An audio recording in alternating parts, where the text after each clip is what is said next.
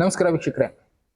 Systems ಬದಲಾಯಿಸಬೇಕಾಗತ್ತೆ. ಬದಲಾಯಿಸೋರು ನಾವೇ, ನಮ್ಮ ಕೈಲಿರುತ್ತೆ. ನಾವು ಬದಲಾಯಿಸಲಿಲ್ಲ ಅಂದ್ರೆ ಆ ಸಿಸ್ಟಮ್ ಅಲ್ಲೇ ನಲುಗೋಗ್ಬೇಕಾಗತ್ತೆ. ಇದನ್ನ ಕಾಲಜ್ಞಾನಿಗಳು ತಿಳಿಸಿದ್ರು. 90% ಹೆಚ್ಚು ಕಡಿಮೆ ಎಲ್ಲಾ ವಿಷಯಗಳು ಜ್ಞಾನಿಗಳು ತಿಳಿಸಿದಂತ ವಿಷಯಗಳಿಗೆ ಈಕ್ವಲೆಂಟ್ ಆಗಿದೆ. ಅದಕ್ಕೋಸ್ಕರ ಕಾಲಜ್ಞಾನನ ಅಟ್ ಪ್ರೆಸೆಂಟ್ ಇರುವಂತ ವಿಷಯಗಳ ಜೊತೆ ನಾನು ಮರ್ಜ್ ಮಾಡಿ ತಿಳಿಸ್ತಾ ಇದ್ದೀನಿ. ಅವರು ತಿಳಿಸಿದ್ರು, ಒಂದು ದಿನ ಬರುತ್ತೆ ಕರೆನ್ಸಿಗೆ ವ್ಯಾಲ್ಯೂ ಅಂದ್ರೆ ದುಡ್ಡಿಗೆ ಬೆಲೆ ಇರೋದಿಲ್ಲ, ದುಡ್ಡನ್ನ ಬಳಸೋದಕ್ಕಾಗೋದಿಲ್ಲ ನಾವು ಅನ್ನೋ ಪರಿಸ್ಥಿತಿ ಬರುತ್ತೆ ಅಂದಿದ್ರು. ಅಂತ ಪರಿಸ್ಥಿತಿ ಈಗ ನಮ್ಮಲ್ಲಿ ಆಲ್ರೆಡಿ ಎಷ್ಟೋ ಕಡೆ ಬಂದ್ಬಿಟ್ಟಿದೆ. ಇನ್ನ ಕೆಲವಷ್ಟು ದೇಶಗಳು ಇನ್ನ ಸಿವಿಯರ್ ಆಗಿ ಹೋಗ್ತಾ ಇದೆ. ಅದನ್ನ ಮ್ಯಾಂಡೇಟರಿ ಮಾಡ್ತಾ ಇದ್ದಾರೆ. ಡಿಜಿಟಲ್ ಪೇಮೆಂಟ್ ಏನಿದೆ ಕಂಪಲ್ಸರಿ ಮಾಡ್ತಾ ಇದ್ದಾರೆ. ಇದ್ರ ಬಗ್ಗೆ ನಾನು ಕೆಲವಷ್ಟು ವಿಡಿಯೋಗಳನ್ನ ಕೂಡ ಮಾಡಿದ್ದೀನಿ. ನೀವು CBDC ಅಂತ ಹೋಗಿ ಹುಡುಕ್ಬೋದು. CBDC central banking digital currency ಅಂತ ಮಾಡಿದ್ದಾರೆ. ಅದ್ರಲ್ಲಿ ಏನು ಅಂದ್ರೆ ಒಂದು ಸಿಸ್ಟಮ್ ತರ್ತಾರೆ. ನಾವು ಎಲ್ಲೂ ಕೂಡ ಹೋಗಿ ಟ್ಯಾಕ್ಸ್ ಕಟ್ಟೋ ಆಗಿಲ್ಲ, ನಾವೆಲ್ಲೂ ಕೂಡ ಹೋಗಿ ಫೈನ್ ಕಟ್ಟೋ ಆಗಿಲ್ಲ, ಕರೆಂಟ್ ಬಿಲ್ ಕಟ್ಟೋ ಆಗಿಲ್ಲ, ನೀರ್ ಬಿಲ್ ಕಟ್ಟೋ ಆಗಿಲ್ಲ, ಏನು ಕಟ್ಟೋಂಗಿಲ್ಲ. ಈ ಸೆಂಟ್ರಲ್ ಬ್ಯಾಂಕಿಂಗ್ ಡಿಜಿಟಲ್ ಕರೆನ್ಸಿನಲ್ಲಿ ನಮ್ಮ ಅಕೌಂಟ್ ಇಂದ ಆಟೋಮೆಟಿಕಲಿ ಕಟ್ ಆಗ್ಬಿಡುತ್ತೆ. ಅಕೌಂಟ್ ಅಲ್ಲಿ ದುಡ್ಡು ಇಲ್ವಾ, ಮೈನಸ್ ಬ್ಯಾಲೆನ್ಸ್ ಅಲ್ಲಿ ಕಟ್ ಆಗ್ತಾ ಇರುತ್ತೆ. ಯಾವಾಗ ಅಕೌಂಟ್ ದುಡ್ಡು ಹಾಕ್ತಿವಿ ಆಟೋಮೆಟಿಕಲಿ ಅದರಿಂದ ಡಿಡಕ್ಟ್ ಆಗ್ಬಿಡುತ್ತೆ. ಆ ರೀತಿ ಒಂದು ಸಿಸ್ಟಮ್ ಅನ್ನೋದು ಬರ್ತಾ ಇದೆ. ದುಡ್ಡಿಗೆ ವ್ಯಾಲ್ಯೂ ಅನ್ನೋದು ಇರೋದಿಲ್ಲ. ನಮ್ಮ ದುಡ್ಡು ನಾವು ಕಷ್ಟಪಟ್ಟು ದುಡ್ದಿರ್ತೀವಿ, ಅದನ್ನ ಯಾವುದೋ ಒಂದು ರೂಪದಲ್ಲಿ ಬ್ಯಾಂಕಲ್ಲಿ ಇಟ್ಟಿರ್ತೀವಿ, ಅದರ ಕಂಟ್ರೋಲ್ ನಮ್ಮ ಕೈಯಲ್ಲಿ ಇರೋದಿಲ್ಲ. ಅಂದ್ರೆ ನಮ್ಮ ದುಡ್ಡಿಗೆ ಬೆಲೆ ಇರೋದಿಲ್ಲ. ಅರ್ಥ ಮಾಡ್ಕೊಳ್ಳಿ. ಅವರೊಂದು ಮಾತು ಹೇಳಿದ್ರು, ನಾವು ದುಡ್ದಿಟ್ಟಂತ ಒಡವೆ, ವಸ್ತ್ರ, ಬೇರೆ ಬೇರೆದು ಎಲ್ಲ ಬೇರೆಯವರ ಪಾಲಾಗುತ್ತೆ, ಬೇರೆಯವರ ಕಂಟ್ರೋಲ್ ಅಲ್ಲಿ ಇರುತ್ತೆ. ನಾನು ದುಡಿದ ₹1,00,000 ನನ್ನ ಬ್ಯಾಂಕ್ ಅಲ್ಲಿ ಇದೆ, ನೆಮ್ಮದಿಯಾಗಿರ್ತೀನಿ, ಯಾವತ್ತೋ ಒಂದಿನ ಬಳಸ್ಕೊಳ್ಳೋಣ. ಯಾಕೆ ಅಂದ್ರೆ ಇವರು ಕೊಟ್ರೆ ವಾಪಸ್ ಕೊಡಲ್ಲ ಅನ್ನೋ ಒಂದು ಭಯ ಬೇಡ. ಬ್ಯಾಂಕ್ ಅಲ್ಲಿ ಇದ್ರೆ ಸೇಫ್ ಆಗಿರುತ್ತೆ. ಬ್ಯಾಂಕ್ ಅಲ್ಲಿ ಇದ್ರು ಅನ್ಸೇಫ್ ಅಂತ ಅನ್ಸಿದ್ರೆ ಏನ್ ಮಾಡೋಣ? ಯಾಕೆ ಅಂದ್ರೆ ಇಲ್ಲಿ ಒಂದು ಸಿಸ್ಟಮ್ ಬಂದಿದೆ, ಡಿಜಿಟಲ್ ಕರೆನ್ಸಿ ಸಿಸ್ಟಮ್. ನಮ್ಮಲ್ಲೂ ಇದೆ ಬಿಡಿ, ನಾನು ಅದನ್ನ ಹೇಳ್ತಾ ಇದ್ದೀನಿ. ಮ್ಯಾಂಡೇಟರಿ ಮಾಡಿಲ್ಲ ನಮ್ಮಲ್ಲಿ, ಇಲ್ಲಿ ಮ್ಯಾಂಡೇಟರಿ ಮಾಡ್ತಾ ಇದ್ದಾರೆ. ಆ ಮ್ಯಾಂಡೇಟರಿ ವಿಷಯ ತಿಳ್ಕೊಳ್ಳಿ, ಮುಂದಕ್ಕೆ ಹೇಳ್ತೀನಿ. Objetivo es que este año, a través de los esquemas que trabajemos con la banca, hagamos obligatorio el pago de las gasolinas y de las casetas a través de manera digital. Esto va a permitir potenciar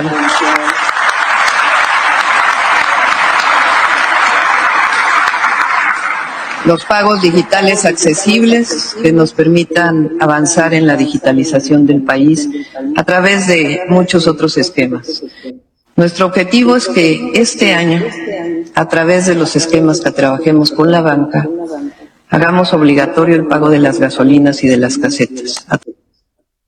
ಇಲ್ಲಿ ಏನ್ ಮಾಡಿದ್ದಾರೆ, gasoline station, ಟೋಲ್ಗಳಲ್ಲಿ compulsory digital ಕರೆನ್ಸಿನೇ use ಮಾಡಬೇಕು. ನೀವು ಹೋಗ್ಬಿಟ್ಟು petrol ಹಾಕಿಸ್ಕೊಳ್ತೀನಿ, ದುಡ್ಡು ಕೊಡ್ತೀನಿ, petrol ಹಾಕಪ್ಪ ಗಾಡಿಗೆ ಅಂದ್ರೆ ಹಾಕೋದಿಲ್ಲ ಅನ್ನೋ ರೀತಿ ಸಿಸ್ಟಮ್ನ ತಂದಿದ್ದಾರೆ. ಅಂದ್ರೆ ನಮ್ಮ ಹತ್ರ ಇರುವಂತ ಪೇಪರ್ ನೋಟಿಗೆ ವ್ಯಾಲ್ಯೂ ಇಲ್ಲ ಅನ್ನೋ ಲೆವೆಲ್ಗೆ ತಗೊಂಡೋಗಿ ನಿಲ್ಸಿದ್ರೆ.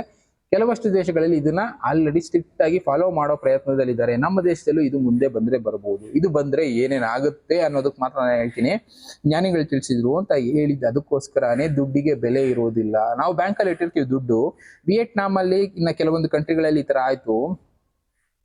ಅವರು ಒಂದು ಸಿಸ್ಟಮ್ನ ತರ್ತಾರೆ, ಒಂದು ರೂಲ್ಸ್ ತರ್ತಾರೆ, ಒಂದು ಲಾ ತರ್ತಾರೆ.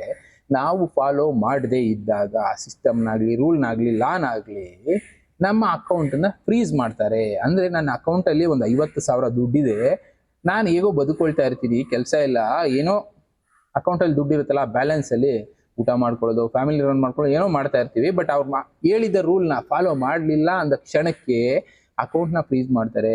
ನೀವು ₹1 ಬಳಸೋದಕ್ಕಾಗೋದಿಲ್ಲ. ಇದೇ ಡಿಜಿಟಲ್ ಬ್ಯಾಂಕಿಂಗ್ ಸಿಸ್ಟಮ್ ಬ್ಲಾಕಿಂಗ್ ಅಂದ್ರೆ ಮನುಷ್ಯರನ್ನ ಬ್ಲಾಕ್ ಮಾಡೋದಕ್ಕೆ ಒಂದು ಸಿಸ್ಟಮ್ ತರ್ತಾರೆ ಅಂತ ಹೇಳಿದ್ವಲ್ಲ, ಆ ಬ್ಲಾಕಿಂಗ್ ಸಿಸ್ಟಮೇ ಈ ಡಿಜಿಟಲೈಸೇಷನ್. ನಾನು ಬ್ಯಾಂಕಲ್ಲಿ ದುಡ್ಡಿದೆ ಅಂತ ನಾನು ಕೂಲಾಗಿರ್ತೀನಿ, ಬ್ಯಾಂಕಲ್ಲಿ ಅಕೌಂಟನ್ನೇ ಬ್ಲಾಕ್ ಮಾಡ್ಬಿಟ್ರೆ ಹೇಗೆ ಯೂಸ್ ಮಾಡೋಣ? ತಿನ್ನೋದಕ್ಕೆ ದುಡ್ಡು ಬೇಕಾ? ಹೋಗಿ ಪೇ ಮಾಡೋಣ ಅಂದ್ರೆ ಆಪ್ಷನ್ ಇರಲ್ಲ, ಬಸ್ಸಲ್ಲಿ ಓಡಾಡೋದಕ್ಕೆ ಆಪ್ಷನ್ ಇರಲ್ಲ. ಟೋಟಲ್ ಆಗಿ ನನ್ನ ಅಕೌಂಟೇ ಫ್ರೀಸ್ ಆಗಿ ಹೋಗಿದೆ ಅಂದ್ರೆ ಎಲ್ಲಿ ಯೂಸ್ ಮಾಡಲಿ? ಇದು ವಿಯೆಟ್ನಾಂ ಸರೌಂಡಿಂಗ್ ಯಾವುದೋ ಒಂದು 2-3 ಕಂಟ್ರಿನಲ್ಲಿ ರೀಸೆಂಟ್ ಆಗಿ ಆಯ್ತು.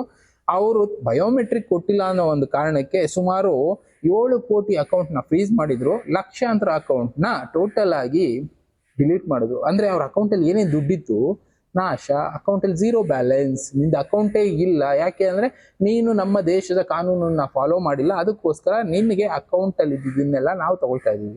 ಮತ್ತೆ ನಾನು 10 ವರ್ಷ 20 ವರ್ಷ ಕಷ್ಟಪಟ್ಟು ದುಡ್ದಿರ್ತೀನಲ್ಲ, ಎಲ್ಲ ಹೋಯ್ತು. ಫಸ್ಟ್ ಇಂದ ದುಡಿಯೋದಕ್ಕೆ ಶುರು ಮಾಡಬೇಕು. ಇಂಥ ಸಿಸ್ಟಮ್ಗಳನ್ನ ತರ್ತಾ ಇದ್ದಾವೆ ಸರ್ಕಾರಗಳು. ಬೇರೆ ಬೇರೆ ದೇಶದಲ್ಲಿ, ನಮ್ಮ ದೇಶದಲ್ಲ, ನಮ್ಮ ದೇಶದಲ್ಲಿ ಬರುತ್ತಾ ಬರ್ಬೋದು, ಹೇಳೋದಕ್ಕಾಗೋದಿಲ್ಲ. ಯಾಕೆಂದ್ರೆ ಇಲ್ಲೂ ಡಿಜಿಟಲೈಸೇಷನ್ ಬಳಸ್ತಾ ಇದ್ದೀವಿ. ಒಂದ್ ಕಡೆ ಡಿಜಿಟಲೈಸೇಷನ್ ಒಳ್ಳೇದು, ಮರಗಳನ್ನ ಕಟ್ ಮಾಡೋದು ಕಡಿಮೆ ಆಗುತ್ತೆ, ನಮಗೂ ಪ್ರಕೃತಿ ಉಳಿಯುತ್ತೆ, ಹಾಗೆ ಹೀಗೆ ಅನ್ಕೊಳ್ತೀವಿ. ಆದ್ರೆ ಡಿಜಿಟಲಿ ನಮ್ಮನ್ನ ಕಂಟ್ರೋಲ್ ಮಾಡ್ತಾನೆ ಇನ್ನೊಬ್ಬ ವ್ಯಕ್ತಿ ಕುತ್ಕೊಂಡು ಅಂದ್ರೆ ಸರಿನಾ? ಯಾಕೆಂದ್ರೆ ಇದು ಚೈನಾದಲ್ಲೂ ಆಗಿತ್ತು, ಸೋಷಿಯಲ್ ಕ್ರೆಡಿಟ್ ಸಿಸ್ಟಮ್ ಅಂತ. ಎಷ್ಟೋ ವಿಡಿಯೋಗಳು ನಾವು ನೋಡಿರ್ತೀವಿ, ಜನ ರೋಡಲ್ಲಿ ಮಲಗಿರ್ತಾರೆ, ಕೆಲಸ ಇಲ್ಲ, ಬಸ್ ಹತ್ಕೊಂಡು ಹೋಗೋಣ ಅಂದ್ರೆ ಬಸ್ಗಳಲ್ಲಿ ಬಿಡೋದಿಲ್ಲ. ಯಾಕೆ? ನಾವು ಯೂಸ್ ಮಾಡೋದಕ್ಕಾಗೋದಿಲ್ಲ. ಸೋಷಿಯಲ್ ಕ್ರೆಡಿಟ್ ಸಿಸ್ಟಮ್ ಮೂಲಕ ನಮ್ಮ ಆಧಾರ್ ಎಲ್ಲ ಲಿಂಕ್ ಮಾಡಿರ್ತೀವಲ್ಲ, ಅಲ್ಲೂ ಯಾವುದೋ ಒಂದು ಸಿಸ್ಟಮ್ ಅಲ್ಲಿ ಅವ್ರದ್ದು ಫೇಸ್ ಐ ಡಿ, ತಂಬ ಐ ಡಿ ಎಲ್ಲಾನು ಲಿಂಕ್ ಮಾಡಿರ್ತಾರೆ. ಅವ್ರು ಯಾವುದೋ ಒಂದು ರೂಲ್ ಫಾಲೋ ಮಾಡಲ್ಲ, ಇದು ತಪ್ಪು ಅಂತ ಪ್ರಶ್ನೆ ಮಾಡಿದ ಕಾರಣಕ್ಕೆ ಅದನ್ನ ಬ್ಲಾಕ್ ಮಾಡ್ತಾರೆ. ಸೋಷಿಯಲ್ ಕ್ರೆಡಿಟ್ ಸಿಸ್ಟಮ್ ಅಂತ. ನಾವು ಅದನ್ನ ಬಳಸಂಗೇ ಇಲ್ಲ. ಅಂದ್ರೆ ಟ್ರಾನ್ಸ್ಪೋರ್ಟೇಷನ್ ಬಳಸೋಂಗಿಲ್ಲ, ಮೆಡಿಕಲ್ ಫೆಸಿಲಿಟಿ ಬಳಸೋಂಗಿಲ್ಲ, ನಮ್ಮ ಅಕೌಂಟ್ ಬಳಸೋದಕ್ಕಾಗೋದಿಲ್ಲ. ಇನ್ಯಾವ ಪುರುಷಾರ್ಥಕ್ಕೆ ನಾವು ಬದುಕಬೇಕು ಭೂಮಿ ಮೇಲೆ ಅನ್ನೋ ಮಟ್ಟಕ್ಕೆ ತಗೊಂಡೋಗಿ ನಿಲ್ಲಿಸ್ಬಿಡ್ತಾರೆ. ಇದೇ ಡಿಜಿಟಲಿ ಬ್ಲಾಕಿಂಗ್ ಆಫ್ ಹ್ಯೂಮನ್ಸ್. ಇದು ಬೇಕಾ? ನಮ್ಮಲ್ಲೂ ಬರ್ತಾ ಇದೆ, ಇನ್ನೊಂದು 5 ವರ್ಷಕ್ಕೆ ಬಂದ್ಬಿಡ್ಬೋದು ಬಿಡಿ. ಆದ್ರೆ ಈಗ ಮ್ಯಾಂಡೇಟರಿ ಮಾಡ್ತಾ ಇದಾರಲ್ಲ, ಇದು ಸರಿನಾ? ಇಲ್ಲೂ ಮಾಡ್ತಾ ಇದಾರೆ ಮ್ಯಾಂಡೇಟರಿ. ಇಷ್ಟು ಕ್ಯಾಶ್ ಟ್ರಾನ್ಸಾಕ್ಷನ್ ಮಾಡೋಂಗಿಲ್ಲ, ಇಷ್ಟು ಇದನ್ನ ಮಾಡೋಂಗಿಲ್ಲ, ಇಷ್ಟು ಟ್ರಾನ್ಸಾಕ್ಷನ್ ಮಾಡಿದ್ರೆ ಇಷ್ಟು ಫೈನ್ ಹಾಕ್ತೀವಿ, ಇಷ್ಟು ಟ್ಯಾಕ್ಸ್ ಹಾಕ್ತೀವಿ, ಈ ತರ 108 ರೂಲ್ಸ್ಗಳನ್ನ ಹಾಕಿ ಬೌಂಡಿಂಗ್ ಹಾಕಿ ಒಂದು ಬೌಂಡ್ರಿ ಹಾಕಿ ನಮ್ಮನ್ನ ಕಟ್ಟಾಕ್ತಾ ಇದಾರೆ. ಆ ಬೌಂಡ್ರಿನಲ್ಲಿ ನಮ್ಮನ್ನ ಕೊನೆಗೆ ಸಾಯೋ ಹಾಗೆ ಮಾಡ್ತಾರೆ. ಯಾಕೆ? ಬ್ಯಾಂಕಲ್ಲಿ ದುಡ್ಡಿಟ್ರೆ ಒಂದಲ್ಲ ಒಂದು ದಿನ ಬ್ಲಾಕ್ ಮಾಡೋ ಸಿಸ್ಟಮ್ ಬರ್ಬೋದು. ಯಾಕೆಂದ್ರೆ ಅವ್ರ ಕಂಟ್ರೋಲ್ ಅಲ್ಲಿ ಇರುತ್ತೆ. ನಮ್ಮ ಅಕೌಂಟ್ ಪೂರ್ತಿ ಅವರ ಒಂದು ಕೀ ಹಾಕಿದ್ರೆ ರನ್ ಆಗೋದು ಅನ್ನೋ ರೀತಿ ಇರುತ್ತೆ. ಆ ಟೈಮ್ನಲ್ಲಿ ಏನ್ ಮಾಡೋಣ? ಯಾಕೆಂದ್ರೆ ಚೈನಾದಲ್ಲಿ ಫೇಸ್ ಮಾಡಿದ್ರು, ವಿಯೆಟ್ನಾಮಲ್ಲಿ ಫೇಸ್ ಮಾಡಿದ್ರು ಜನ. ನಮ್ಮ ದೇಶದಲ್ಲಿ ಬರ್ದಿರೋದಕ್ಕೆ ಆಗೋದಿಲ್ಲ ಅಲ್ಲ. ನಮ್ಮ ಅಕೌಂಟ್ ಅಲ್ಲಿ ಇರೋ ದುಡ್ಡೆಲ್ಲ ಅವರ ಕಂಟ್ರೋಲ್ ನಲ್ಲಿ. ಇದು ನಮಗ್ ಬೇಕಾ ಬೇಡವಾ? ಯೋಚನೆ ಮಾಡಿ. ಈ ತರ ಸಿಸ್ಟಮ್ಗಳು ಬರ್ತಾ ಇರುತ್ತೆ. ಪ್ರಶ್ನೆ ಮಾಡ್ಲಿಲ್ಲ ಅಂದ್ರೆ ಬದಲಾಗಲ್ಲ. 2-3 ಜನ ಪ್ರಶ್ನೆ ಮಾಡಿದ ತಕ್ಷಣ ಏನೂ ಆಗೋದಿಲ್ಲ. ಪ್ರಶ್ನೆ ಮಾಡೋದು ಕೋಟ್ಯಾಂತರ ಜನ ಬೇಕು. ಕೋಟ್ಯಾಂತರ ಜನಕ್ಕೆ ಈ ವಿಷಯ ಬೇಕಾಗಿಲ್ಲ. ಕಷ್ಟ ಬಂದಾಗ ಯೋಚನೆ ಮಾಡ್ತಾರೆ. ಅವತ್ತೊಂದಿನ ಈ ತರ ಯಾರೋ ಒಬ್ರು ಹೇಳಿದ್ರು, ನಾವು ಯೋಚನೆ ಮಾಡ್ಬೇಕಾಗಿತ್ತು, ಯೋಚನೆ ಮಾಡ್ಲಿಲ್ಲ, ಇವತ್ತು ಅನುಭವಿಸ್ತಾ ಇದ್ದೀವಿ ಅಂತ. ಯೋಚನೆ ಮಾಡಿ.